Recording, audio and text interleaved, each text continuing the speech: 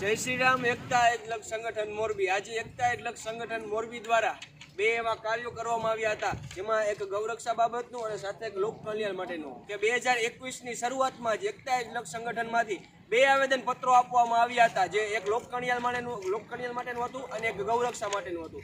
કે માથકમાં બનેલી ઘટના, જેમાં 8 ગૌવંશો ઉપર તીક્ષ્ણ હથિયારો વડે ઘા મારવામાં આવ્યા હતા અને ગૌવંશોને નુકસાન કરવામાં આવ્યું હતું, તો તેના ન્યાય માટે અને જે પણ અપરાધી છે તેને કાયદેસર રીતે કાનૂન દ્વારા તેને સજા મળે એ માટે એકતા એકલખ સંગઠને કલેક્ટરશ્રીને માંગણી કરેલી છે કે તે ગુનેગારોને સખ્તથી સખ્ત સજા મળે। અને સાથે સાથે કે એટીએમ હાલમાં બંધ હોવાના કારણે પ્રજાને ઘણા ગેરફાયદાઓ થાય છે અને સાથે સાથે પ્રજાઓને ઘણી હાનિ પહોંચે છે। કે એટીએમો છેલ્લા દોઢ મહિનાથી એટીએમો બંધ છે, તો એટીએમો સરકાર દ્વારા ચાલુ કરવામાં આવે અને પ્રજાને આના માટે એક પ્રકારનો જે હાલમાં વિલંબના અનુભવાય છે બરાબર તે બંધ કરવામાં આવે, આવી સરકારશ્રીને એકતા એકલખ સંગઠન દ્વારા અપીલ કરવામાં આવે છે। જય શ્રી રામ, એકતા એકલખ સંગઠન જય શ્રી રામ।